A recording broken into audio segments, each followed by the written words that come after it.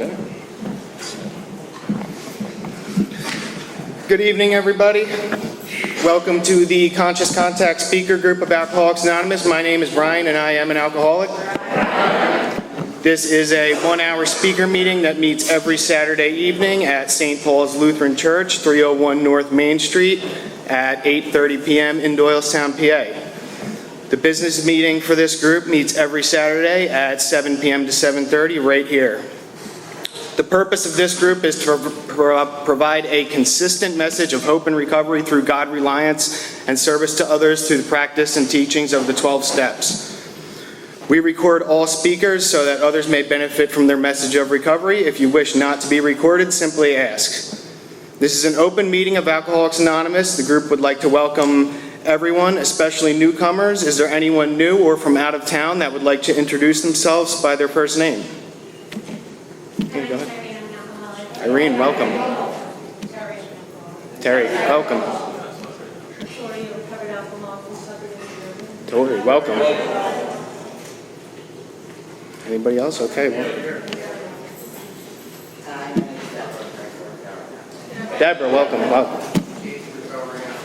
Keith, welcome. Welcome. Beth, welcome. All right. The Conscious Contact Group encourages sponsorship. Would anyone with working knowledge of the 12 steps and is willing to sponsor, please raise their hands. Okay, nice.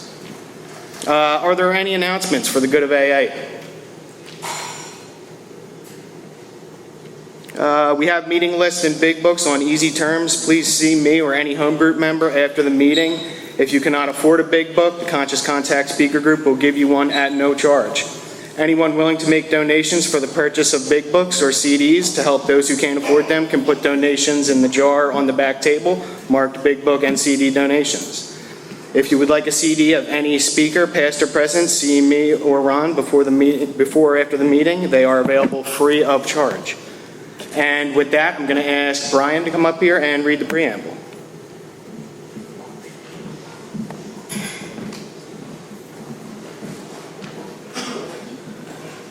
Hi, I'm Brian, alcoholic.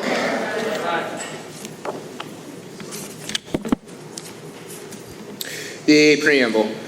Alcoholics Anonymous is a fellowship of men and women who share their experience, strength, and hope with each other that they may solve their common problem and help others to recover from alcoholism. The only requirement for membership is a desire to stop drinking. There are no dues or fees for AA membership. We are self-supporting through our own contributions. AA is not allied with any sect, denomination, politics, organization, or institution, does not wish to engage in any controversy, neither endorses nor opposes any causes. Our primary purpose is to stay sober and help other alcoholics to achieve sobriety. And with that, I'll have Milton come up and read the AA 12 Steps of Recovery.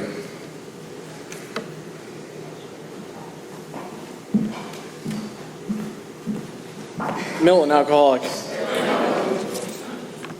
AA 12 steps. 1. We admitted we were powerless over alcohol, that our lives have become unmanageable. 2. Came to believe that a power greater than ourselves could restore us to sanity. 3. Made a decision to turn our will and our lives over to the care of God as we understood Him. 4. Made a searching and fearless moral inventory of ourselves. 5. Admitted to God, to ourselves, and to another human being the exact nature of our wrongs. 6. We're entirely ready to have God remove all these defects of character. 7. Humbly asked Him to remove our shortcomings. 8. Made a list of all persons we had harmed and became willing to make amends to them all. 9. Made direct amends to such people wherever possible, except when to do so would injure them or others. 10. Continued to take personal inventory, and when we were wrong, promptly admitted it. 11. Sought through prayer and meditation to improve our conscious contact with God as we understood Him, praying only for the knowledge of His will for us and the power to carry that out. 12. Having had a spiritual awakening as the result of these steps, we try to carry this message to alcoholics and to practice these principles in all our affairs.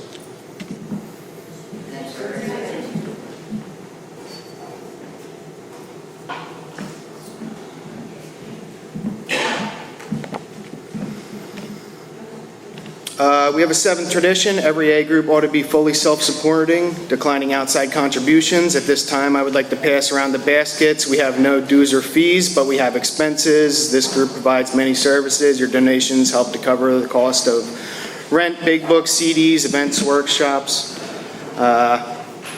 There's absolutely no smoking on church property. Please take a moment of silence to silence all cell phones and limit movement during the meeting to avoid distractions. And now I'd like to introduce our speaker for tonight, a very good friend of the Conscious Contact group, on loan to us from the A Vision for You group of Galloway, New Jersey. Everyone please give a round of applause to Lori D.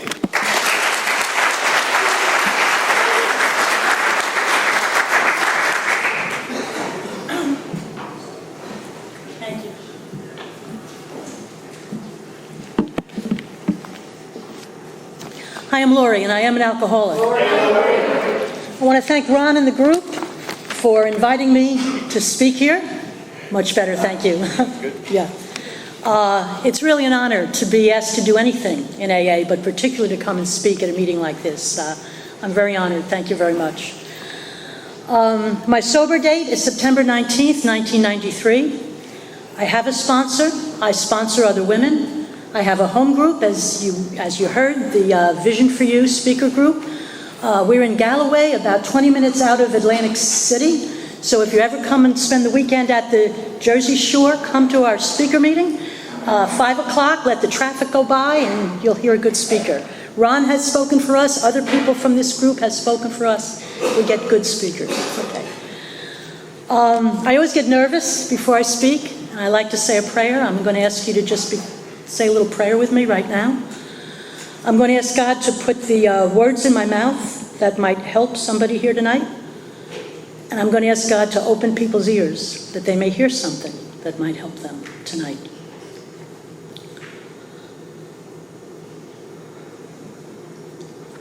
Thank you. Okay, I want to start right out by making it very clear to you that alcohol was not my problem. Okay. Alcohol was my solution, okay? In fact, it's very much like what the pastor just said. But I'll tell you, for me, I was very introverted as a child. I stuttered badly. The other kids laughed at me.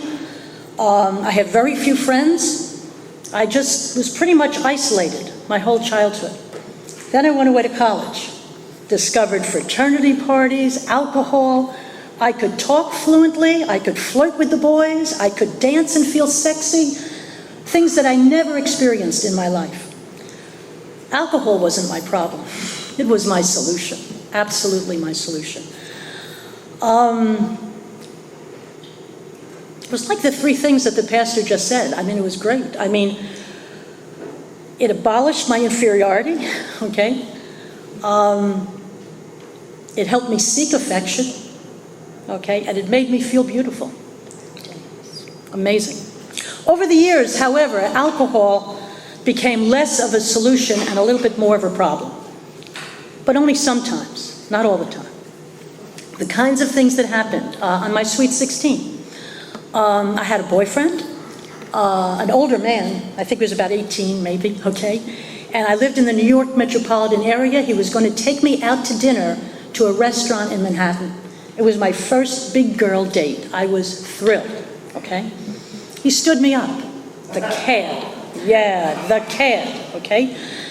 My parents had plans that night. They were going to a party at friend's house for Valentine's Day, and my father wouldn't go. He wouldn't leave me home alone. I was a basket case. So in their wisdom, they decided to take me with them. So here I am, the only teenager, a 16-year-old, broken-hearted girl, at a party with all adults. You know, there's a table, there's an open bar.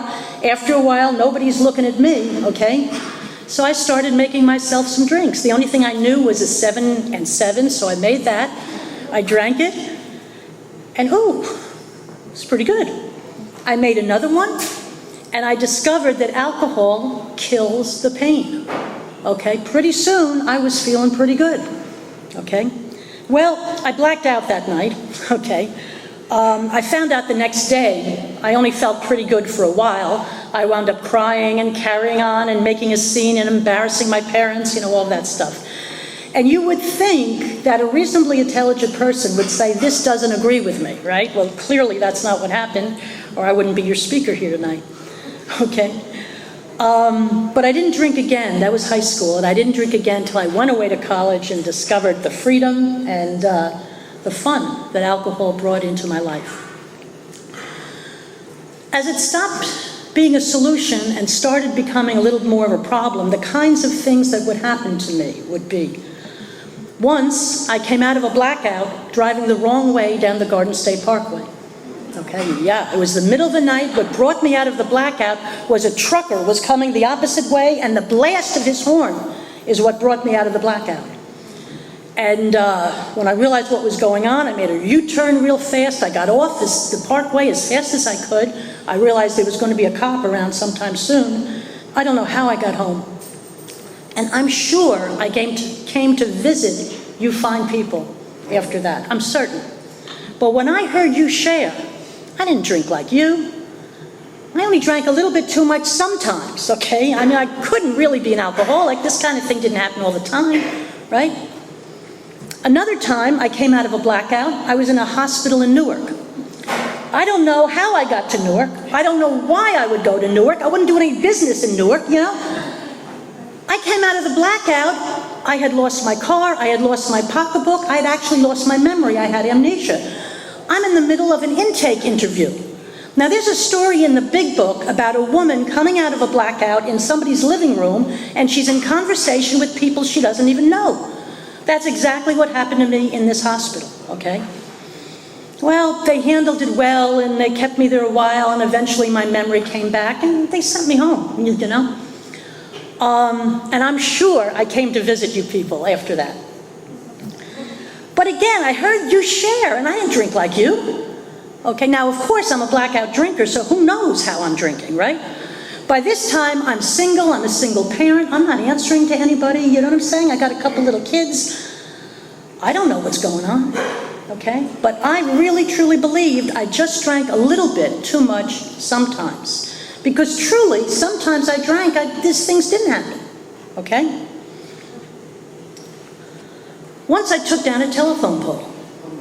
Oh yeah, didn't bump into it, took it down, okay? I'd like to tell you that got my attention. But that was 13 years before I came to AA and stayed, okay? It took me another 13 years after that before I came to AA and stayed. For 20 years, I was in and out of the rooms of AA, not because I couldn't stop, certainly I could stop, but I mean, I didn't drink like you guys, okay? I really believe that. I really, truly believe that. Well, it says in the big book that each individual in their personal stories describes in his own language and from his own point of view the way he established his relationship with God. And that's what I'm going to try to do tonight. I'm going to try to tell you my story, but it actually starts a little bit before I came into AA and stayed, okay? It's what happened to me. And I'm going to then go through my story, kind of framed in the 12 steps, because that's really what transformed my life. But I'm going to try to highlight for you the way that I made, listen to me, right? The way I became aware of God's presence and existence, and then how that deepened during the last 25 years that I've been in program. Bill Wilson, who had no religious upbringing at all, talks about when his first conscious contact with God, he felt as if a great clean wind of a mountaintop blew through and through.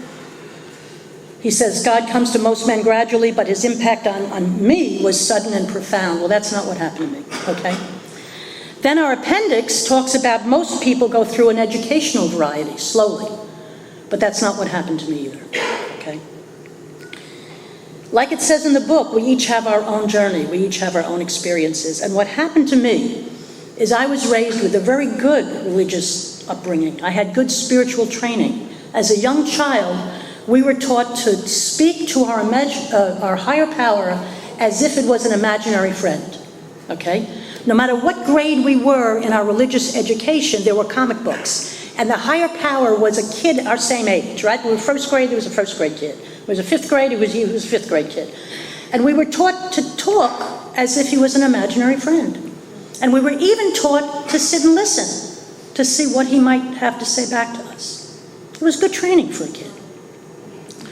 But somewhere in my teens, I got God and Santa Claus and the Easter Bunny all mixed up in my head and decided they were all just fairy tales, right? They were all just fairy tales. And I spent most of my life, or most of my young adult life, as an atheist, having no belief in anything other than science and technology and, all those things. And what happened eventually I wound up as a parent and then as a single parent, and I have these two kids who never saw the inside of a church. And what really brought me to a faith community was my older daughter at 7 years old wanted to know what this communion thing was, that all their friends were having parties and getting gifts, right? And that's really kind of the pressure that brought me back to a faith community, just for the kids, because I didn't really believe anything. But I figured I'm raising these kids as a single parent, and there'd be some kind of moral guidance for them to support me, what I'm trying to do, right? So I start going to this place with my kids, and I met this friend there who I eventually become trusting enough to confide in her. I don't really believe this stuff, I'm just here for the kids, right? And we would have these conversations, and she said to me, no one can convince anyone else that God is real. Can't be done. But if you can be open-minded enough to just pray, to talk to God, if God is real, God will convince you that God is real. Well, you can't argue with that logic, right? And she said, just talk. And that's the way I was trained as a little kid, just talk. And that's what I started doing. Hey God, if you're really there, you know what I'm saying? Let me know. Well, we know what happens in program when we start to pray, right? All of a sudden, these little coincidences start happening. Is that odd, or is that God, or you know what I'm saying? This stuff starts happening. And she's saying, pay attention to when those little stuff start happening. And if you get any urges to do something, follow the urges, see where it goes. And I did that. And things, I guess, started gradually. I said it didn't happen to me gradually, but I guess it did start gradually. I was in Bible study there now this one passage jumps out at me. Now, I don't know anything about the Bible, okay? But this one passage jumps out at me. There's this prophet Elijah, and he's hiding up in a cave on a mountain. People are chasing him for his life. And God says, go out and stand on the mountain. Okay, for the Lord's about to pass by, and it says, a great and powerful wind came by. It sounds just like Bill Wilson. A great and powerful wind came by. But for Elijah, God was not in the wind. And then it says, there were earthquakes, but God was not in the earthquake. And then there was fire, but God was not in the fire. And then there was the whisper of a soft voice. Okay? And that's what happened to me. Right after this paragraph jumps out at me, I happened to be going on vacation with my two kids who are teenagers by this time. And we flew out to Denver, we rented an RV, we went up the Rocky Mountains to Rocky Mountain National Park, and I'm on top of these mountains like I've never seen in my life, and my kids are just breathtaking by the whole thing. And then we go to the Southwest and the Grand Canyon, and we see evidence of earthquakes and the earth, and then we go to Yellowstone. It was 1988, it was the year after the big fires that they said destroyed Yellowstone. And we were there the following year. And the new life is coming up from beneath the ashes. It was incredible. And this passage, it was like being lived out in front of me. And the whispers were starting to come to me. Okay? Now you have to understand, this is still while I'm a blackout drunk. You have to understand that. This is still while I'm a blackout drunk. But my experience is God meets us wherever we are. The minute we start to look for him, he meets us wherever we are. I'm still a blackout drunk. Pretty much at the height of my alcoholism by this point. Okay? I get serious about this whole church thing. I become a lay Carmelite. A Carmelite is like a religious order within the Catholic Church. I get into this guy, St. John of the Cross. He writes poetry. He's a 15th century Spaniard, and he writes incredible poetry about having made contact with God and what that's like. I don't know if any of you know, one of his main poems is The Dark Night of the Soul, And I'm telling you, it's like a paraphrase of 12-step spirituality. It's unbelievable. It's 15th century stuff. And he talks about having had an experience of God, there are no words to describe it. No words. He's writing in Spanish. The phrase that he keeps repeating is no sé qué. I don't know how to explain it. I don't know how to say it. And that's what my experiences were of God. What happened to me is I'm in this Bible study, I'm doing these readings, I'm meditating every day on scriptures with a group of people. We're meeting once a month. We're talking about what's happening in our life. And this one day, it's a long story, all the details are not important, but I wind up home from work like 2 p.m. I'm never home then. I hadn't had lunch yet. I remember I'm making my lunch, I'm ravenous, okay? And I get this urging to go to this church. Now, there's no reason I need to go to this church in the middle of the week, but the urging is so strong, it's some stupid thing to hang on a bulletin board. It didn't have to be there till Sunday, but I had to go. I had to go right then. And my friend said, if you get that feeling, just go. So I went. And right before the church, this big black guy is staggering down the middle of the street. And his back is all wet, and his pants are all wet. I thought he had wet his pants. I thought he was a drunk. So I slowed my car to avoid him, and I see it's not wet, it's blood gushing out his back. So I pull him into the church, and I call the ambulance, and the kid lived. I mean, he was a high school kid. There had been a knife fight at the high school. He was trying to walk back to his hometown, gushing blood out his back. He lived, okay? It was like, whoa. Maybe there's something to this stuff after all. I mean, this event so rattled me, it's like my whole belief system got turned upside down. Maybe there's something to this after all. Okay? Now, I tell you this story because about a year later, I'm still going to this church and meditating, all this stuff. I'm still blackout drunk, okay? And every time something big happens, maybe I'll come visit you people, but I know I don't belong with you, okay, because I don't drink like you. So there was this one weekend, what can I say? I'm a slow learner, okay? This is going on for 20 years, right? I'm a slow learner. I have this weekend where I don't know what, with some blackout. The next morning I wake up, I am just hungover and sick as a dog. I mean, my hands are shaking, you know what I'm talking about. And I wind up,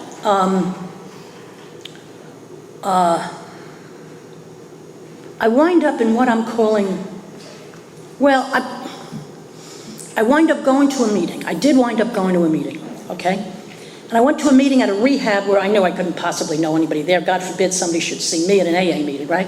So I go to this meeting. It's a drug and alcohol rehab, okay? And it was supposed to be a speaker meeting, but the speaker never showed up. Somebody had gotten drugs on the floor the night before. Everybody got high. They're all jonesing in their seats the next day. I think, who are these people, right? And the counselor gets up, and he's going to be the speaker because the speaker didn't show. And he told his story for about 30 seconds and then starts screaming at everybody.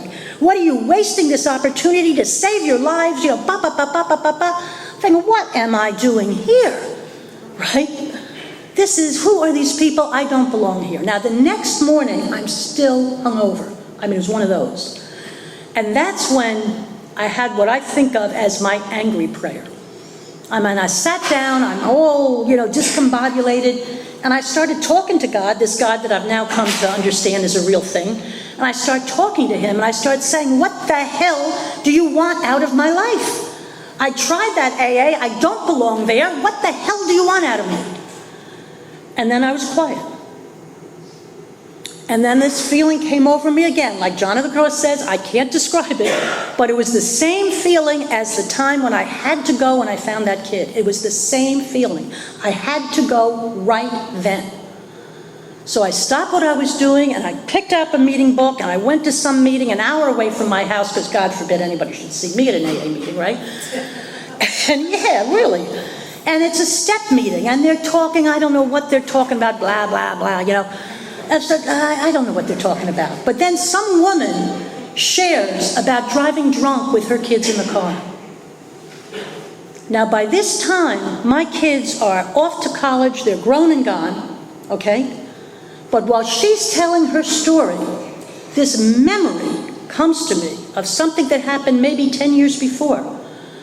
And it wasn't just a memory, it's just, apparently what had happened is my kids and I had gone down the shore for the weekend, and we were staying in a motel, and we took them and went out to get Chinese takeout food to bring back. And apparently I was blackout drunk, driving down the wrong side of the highway, dodging headlights. Oh yeah, and my kids are too young to take the wheel or stop me, but they're old enough to know they're in danger. And when this woman starts sharing, I started to see the headlights. I started to hear my children screaming in the car. And it's like I didn't just remember the event, it's like I was living the event. And boy, let me tell you, whoo, I started crying, I started babbling, I don't know what. They stopped the meeting right there and then. They changed it to a first step meeting. And I remember they talked about those 2 paragraphs that talk about raising the bottom. And they said, wouldn't it be nice if you got sober before you killed somebody? Wouldn't it be nice if you got sober before you killed yourself? Wouldn't it be nice if you got sober now? And boy, that grabbed my attention. That grabbed my attention.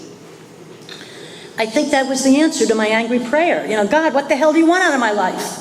There it was, right there. I mean, the break in my denial was total and complete. Total and complete. Well, then I was in. You know what I'm saying? Now I figure, okay, I do have a problem. Let's go get this fixed. And now. So I start going to meetings all the time, all the time, all the time. And where I was, there was a clubhouse. And it was a wonderful place. Don't get me wrong, it was a wonderful place. There's meetings morning, noon, and night. They did a lot of 12-step work with wet drunks. I mean, it was a wonderful experience. But the basic attitude was don't drink and go to meetings. Hang with us. If something's going to upset you that you think you may drink or pick up, share it with us. Let us know. It was like catharsis therapy. Do you know what I'm saying? They said, just stop drinking and you'll feel better. Well, you know something? When I look back at it, I think they were right. I did stop drinking, and I did feel better. I felt anger better. I felt depression better. I felt anxiety better. And when I heard you guys share, and memories of things that happened in blackout started to surface, I sure as hell felt guilt better. Okay? And I started to get sicker and sicker and sicker in the rooms of AA. Going to meetings, sometimes 2 and 3 a day, okay? Because by this time I'm out of work. What a surprise, okay? And I'm going to a lot of meetings, and I got sponsors, but I mean, one after the other, they never did it right. I mean, you know, so I mean, that didn't last long. But, you know, I just kept getting sicker, and I had these mood swings that were off the wall. I'm going to all kind of doctors now, and people are saying, hey, you need outside help, right? So I'm going to psychologists. When I go to psychologists, they say, well, I haven't analyzed my childhood, all this stuttering and stuff. I went to psychiatrists, and they said, oh my God, you've got to be on meds. I had so many diagnoses, bipolar, chemical imbalance, you know, all this kind of stuff. I went to neurologists. They said I had too many head injuries. Now, I never told them about the drinking and the car accidents and, you know, all that stuff. I just had too many head injuries. No matter what the doctor I went to, whatever was his area of expertise, that was my diagnosis, okay? It was so confusing. I was praying to God, God, send me the right doctor. I can't figure this out. Little did I know Dr. Bob was the doctor I needed, right? Little did I know. I mean, the stuff that I'm going for, the symptoms I had. Okay, what is it, page 52, 54? Yeah, 52, thank you. We were having trouble with personal relationships. That was certainly me. I'm divorced with these 2 little kids, okay? We couldn't control our emotional natures. I'm having mood swings off the wall, manic depressive, bipolar, whatever. I was a prey to misery and depression. I certainly was. There were times I couldn't get off the couch for God knows how long. Couldn't make a living. By this time now, I'm in and out of work. I could hold a job when I was drinking. I couldn't after 2 years not drinking in AA. I won't say sober. I'll just say not drinking, okay? had a feeling of uselessness, full of fear. I was unhappy. I certainly couldn't be of help to anybody else. These are the symptoms that I'm chasing doctors for, okay? Little did I know. Little did I know. Well, what happened was my family, my extended family, I'm living alone by this time. My kids are off to college. I got a mother lives in town. I got an ex-husband lives in Florida. They decided I was nuts. I'd gone over the deep end. I mean, my behavior was bizarre. And I was nuts. Nuts is not using the steps, right? I was nuts. My behavior was frightening, okay? So they decide what they're going to do, and I won't go through all the details, but basically the guys in the white coats came, put handcuffs on me, and carted me off to the psych ward against my will on Thanksgiving weekend. The nerve of them. Okay? Wow. Thank God I had just hooked up with the sponsor that I have to this day. Thank God. Okay? We really hadn't gotten into the steps yet. We were just starting to get to know each other. She knew I had anger issues, but she knew I hadn't really lost touch with reality. She knew I wasn't totally off the wall. And she happened to be friends with an attorney in the program. And thank you, God, they sprang me out of there on the Monday after Thanksgiving. Thank you, God. The lawyer was calling. They had broken all kind of laws to take me that. My ex-husband, I don't want to go into... let me not go there. Let me not go there, okay? Let me not go there, okay? All I can say is they got me in, okay? And they shouldn't have, the way they went about it.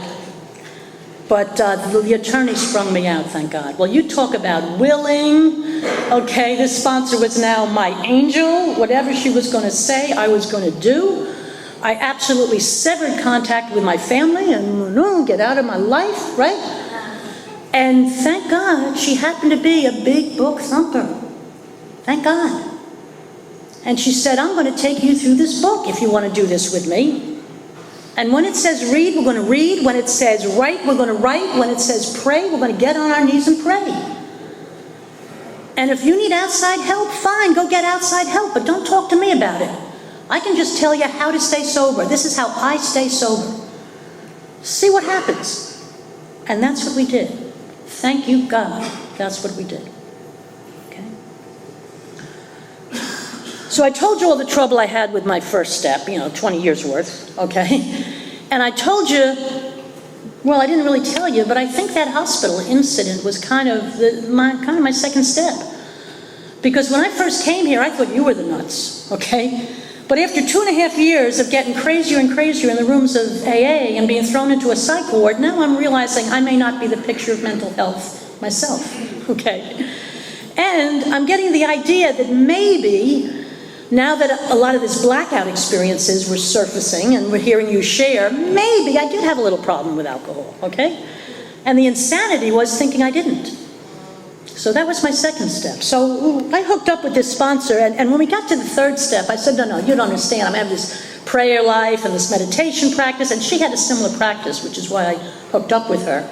So she would understand that we could just skip over this third step. She said, not so fast. She said, when we take the third step here in program, it might be a little bit different than, I have no doubt you have a good prayer life. I have no doubt you have a good meditation practice, but we just look at things a little differently. So she took me through these pages 60 to 63, but I couldn't really relate to them so well. And so she said, well, to make it relate a little better, put your name in here and put the name of anybody that maybe you're having a little bit of uncomfortableness with. So I had to learn to read like page 60 like this. The first requirement is that Lori be convinced that Lori's life run on self-will could hardly be a success. On that basis, Lori is almost always in collision with her older daughter, let's say, who's married, has kids of her own, okay? And the older daughter is just not doing what Lori knows she should do, okay? So it goes on, and all of a sudden it's starting to come alive. It's starting to make sense to this. I mean, if only Lori's daughters would do as Lori wished, the show would be great, right? Everybody, including Lori, would be pleased, clearly, okay? Well, what usually happens, that's not what happens, right? As I exert myself more, they're not so nice to me, okay? So it goes on, right? Now, all of a sudden, I'm relating until it gets to the point where it says, I'm self-centered. What? Self-centered. Selfishness, self-centeredness, that's the root of not my problems. I've raised these 2 kids as a single parent. I'm self-sacrificing. Don't tell me I'm selfish and self-centered. Look at my life, right? Well, this is the importance of good sponsorship, I think. My sponsor had to help me see that selfishness and self-centeredness, certainly for me, manifested itself in the deep-seated belief that I am always right, okay? Yeah. The way I look at things is the right way, right? The way they should behave, that's the right way, right? Absolutely. She says that is the height of self-centeredness, okay? So I needed her help to help me see things that way, okay? So step 3 really was a game changer for me. And we did. We got on our knees and we prayed the 3rd step prayer together, now that it had taken on a new meaning. She said, we learned to pray here, God, what can I do for you? Yeah, I had a prayer life. I was still talking to Santa Claus. Please fix this one, make that one well, do this, do this. I'm giving God the plan, right? And thinking I'm pious, right? Because I'm talking to him all day long, right? Gimme, gimme, gimme. Okay, yeah. She said, we have to learn to pray differently. God, what can I do for you? For your plan. And you don't even have to tell me what your plan is. Just what do you want me to do today? Who's going to cross my path today? What do you want me to do? Then we started into 4 through 9. And I know we're running late. 4 through 9, for me, I say 3 was the game changer. 4 through 9 was the game changer too. I mean, before this step work, I'm telling you, anytime I was upset, you had done something to me. And if you just stopped doing what you were doing to me, I would be okay, right? Well, we know the 4th step cures us of that, right? Going through the 4th step, making the columns, who am I resentful at, and what did you do to me? And then having to turn back to the list in that 4th column and look at it from an entirely different perspective. And look at where were my mistakes? What did I do wrong? Wow. That was a game changer. But what I learned from that is I could never be a victim again. Never again can I be a victim. Because you lose power over me if you can't make me upset. If I have to learn life skills that can help me deal with toxic personalities or difficult personalities, then I have to learn those life skills. I can't expect you to change, right? People are who they are. So that was a game changer. The fear inventory, I didn't think I had any fears. Well, my sponsor had to help me see that anger covers fear.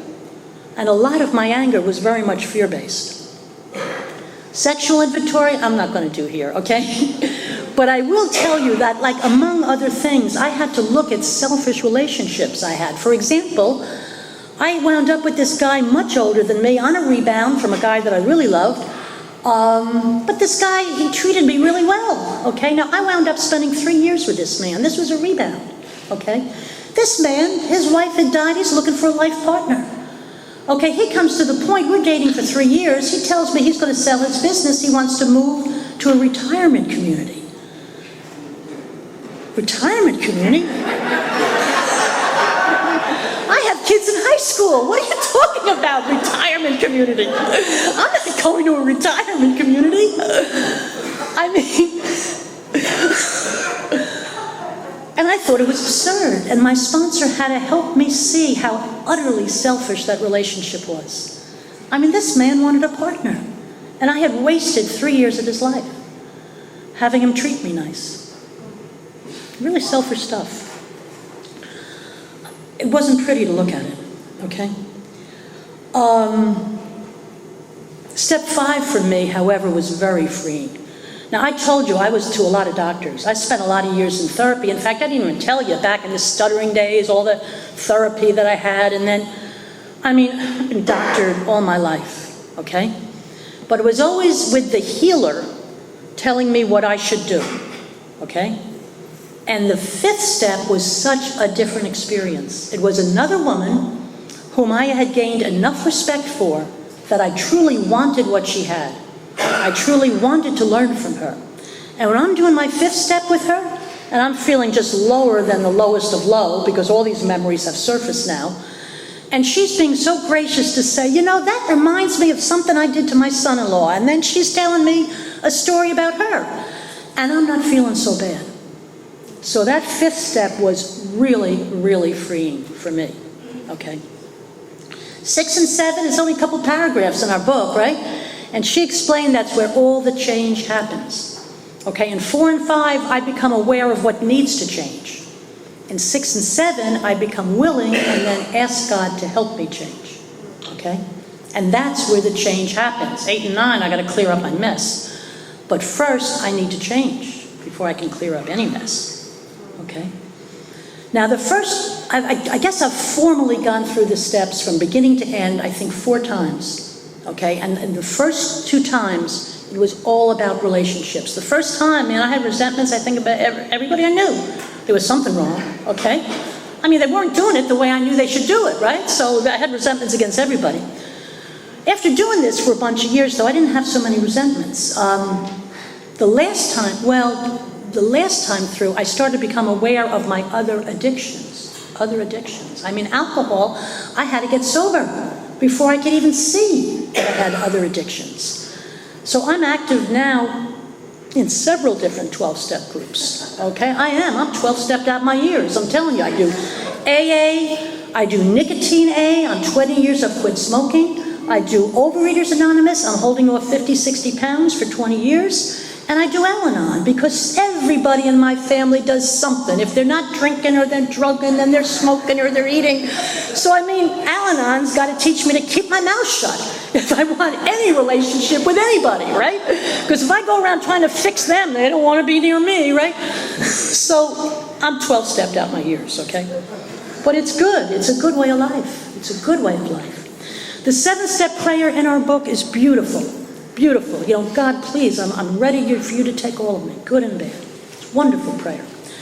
My sponsor encouraged me to pray that, but she also encouraged me to create 7-step prayers for everybody that were still in my immediate life who were on my 4th step list. Because she said her experience was 10 minutes after the 5th step, people go out and it's all of a sudden it's what they're doing to me again, right? So I need to have prayers to remind me what I need to ask God to help me change as it relates to the other people in my life. For example, there was a family member that we were oil and water all my life. All my life. My initial 7-step prayer was every time before I spoke with her, I had to say, God, you know how she gets under my skin, okay? Please. Don't let me show it in my facial expression. Don't let me show it in my tone of voice. Don't let me show it in my body language. Help me listen to her like I'm listening to my best friend. Just help me, not show it. Eventually, the prayer got to be, help me not feel it, okay? But in the beginning, it was just, help me not show it. And I can't tell you how much that relationship improved. Incredible. Incredible. I mean, there was real stuff between us. It wasn't neurotic imaginations. There was stuff. But there was so much stuff. There was so much history. The woman couldn't come into the room without the hair in the back of my neck raising. I mean, she couldn't say hello without me having a resentment. You know what I mean? I brought so much negative energy to that relationship that I wasn't even aware of. Wasn't even aware of. So those kind of prayers, those kind of specific 7-step prayers before I went into work, you know? Those kinds of things. For me, the first real spiritual awakening or deepening, I'll say, from doing the steps, came from me once I made that 8th step list. The people to whom I needed to make amends. No sooner did I get those names on that list than people started showing up.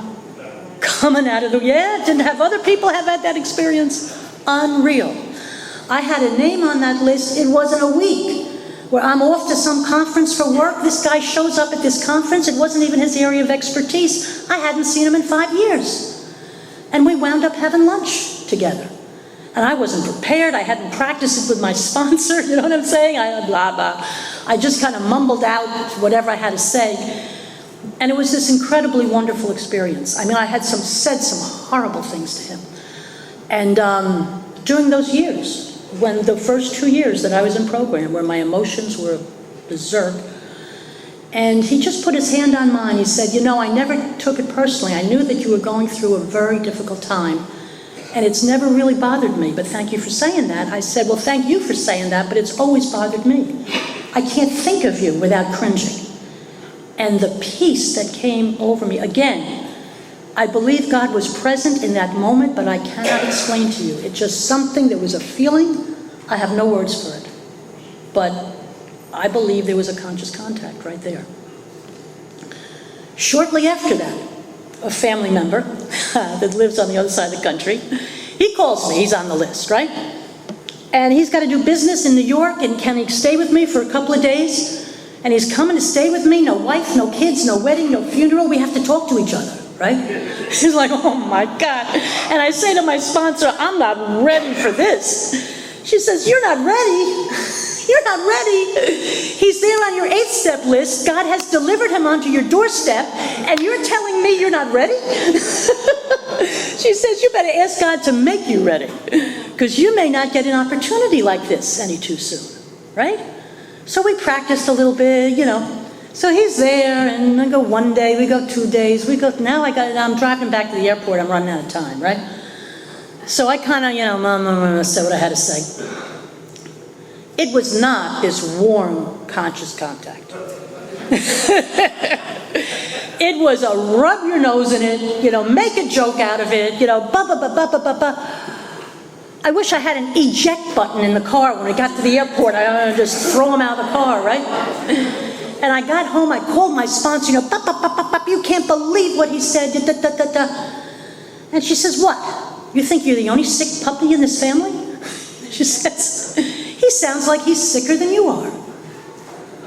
She says, why don't you pray for him? Well, I initially thought that was a really bad amend, because it really felt so bad. But it wound up, as I look back at it, it was a very good amend, because I got free of him in my head. I did pray for him. And I did look at him as like just another sick character.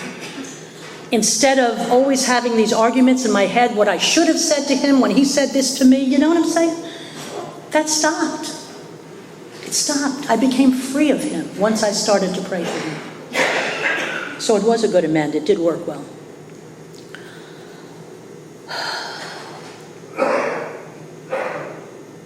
Ten, 11, and 12. Oh my God, they're beautiful.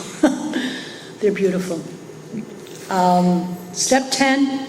I'm still working on it. I'm telling you to remember to stop right in the middle when something upsets me. It's not so easy to do, right?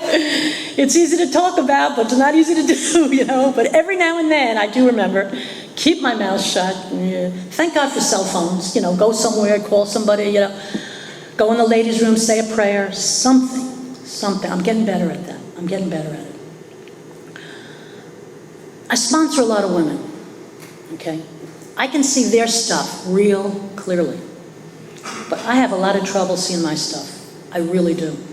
So when I pause, like I say, thank God for cell phones, because I really need to speak. If it's not to my sponsor, it's some good friend, somebody in the network that's living the same way as this, trying to live these steps the best that they can, who will challenge me. Not co-sign my stuff, challenge me. What about this? And could you say that a little differently or whatever? So I need the help of my friends. I really, really do.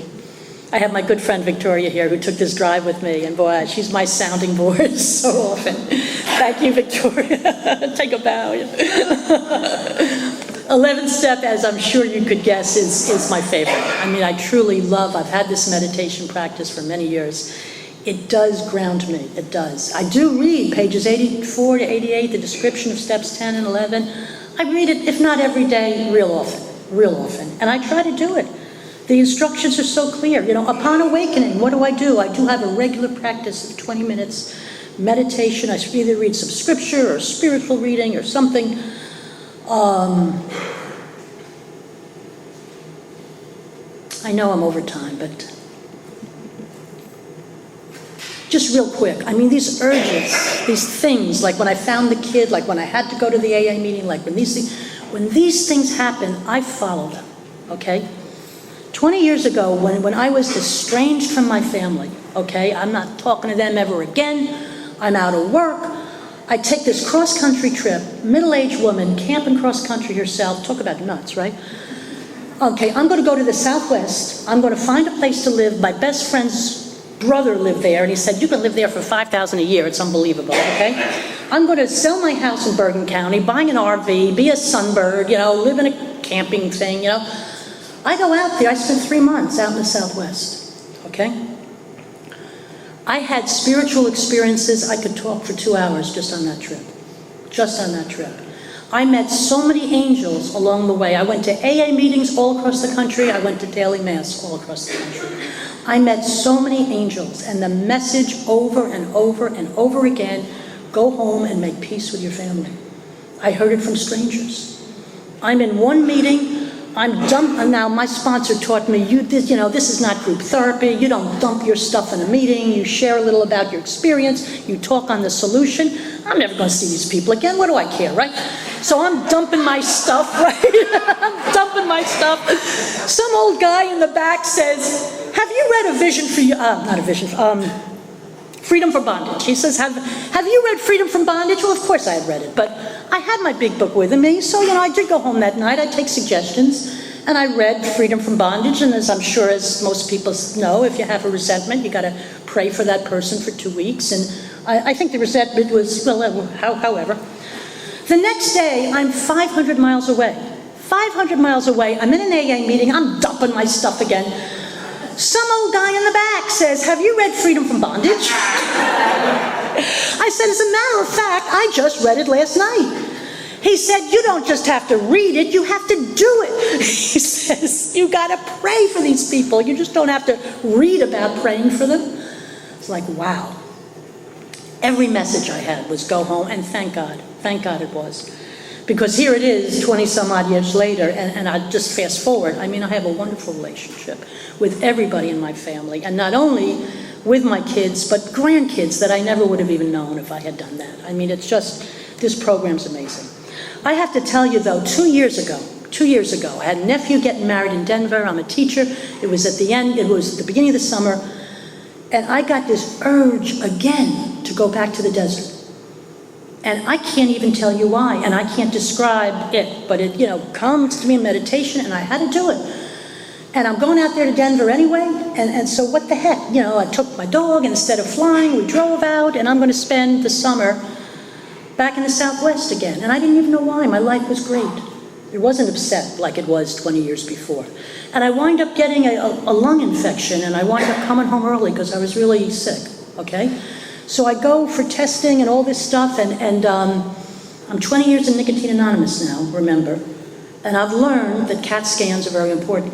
So when I'm going to my doctor, they're going to run all these tests. I said, I'd like a CAT scan also. So they said, yeah, sure. So they go through everything, they give me the meds, and I do all this stuff, and they clear up the lung infection, and then they do a follow-up CAT scan, and there's still this too little stuff. We'll make a long story short, I had lung cancer.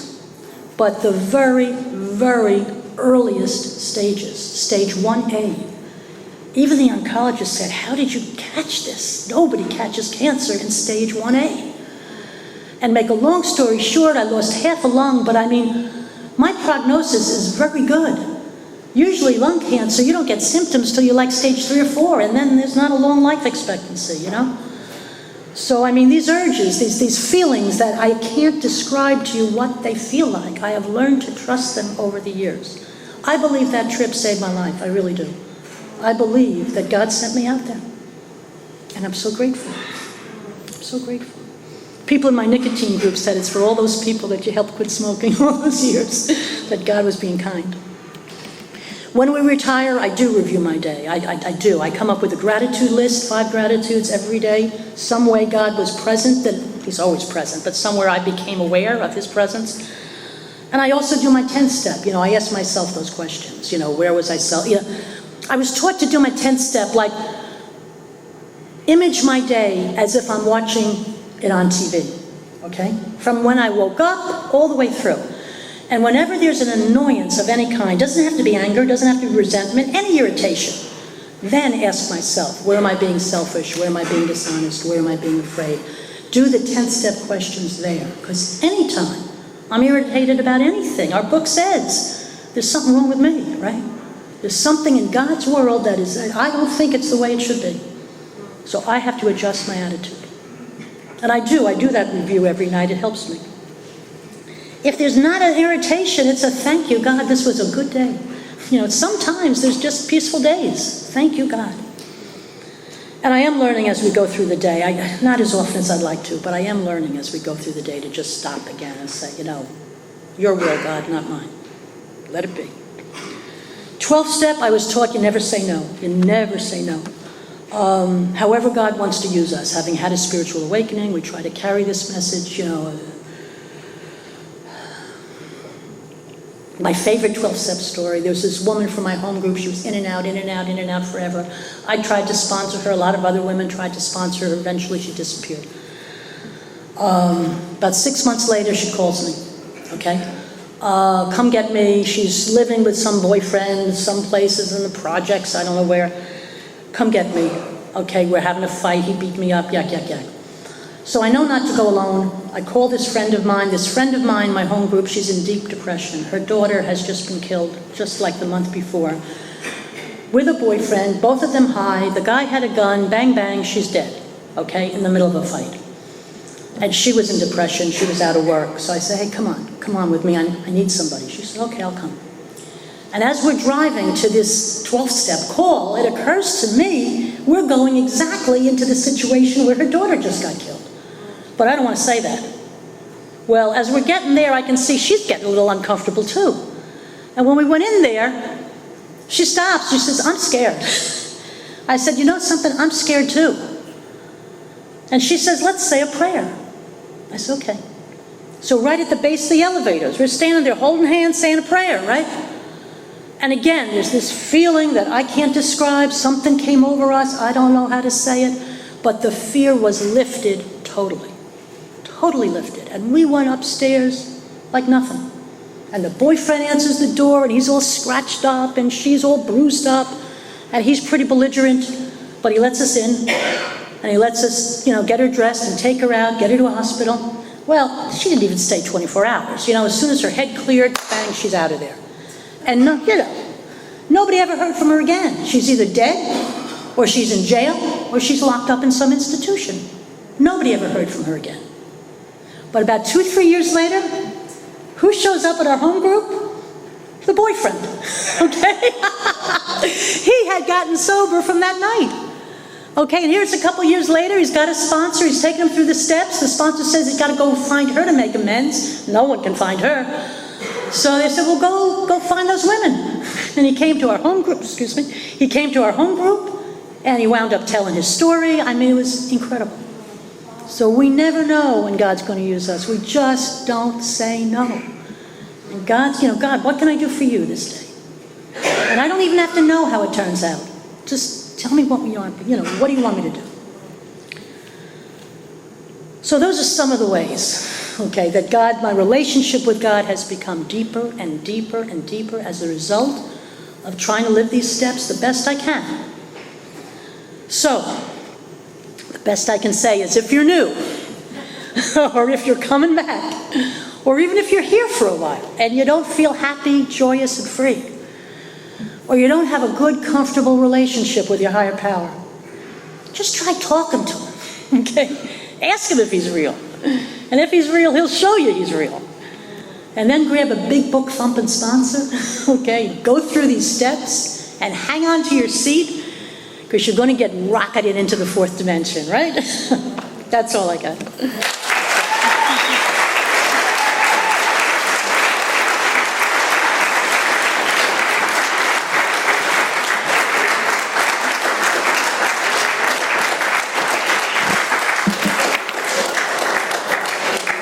Let's thank Gloria one more time for coming out.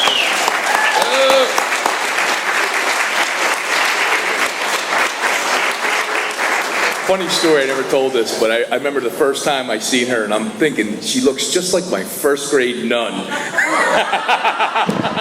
Fell in love with her. I love my first grade nun. Anyway, sorry for keeping you guys over tonight.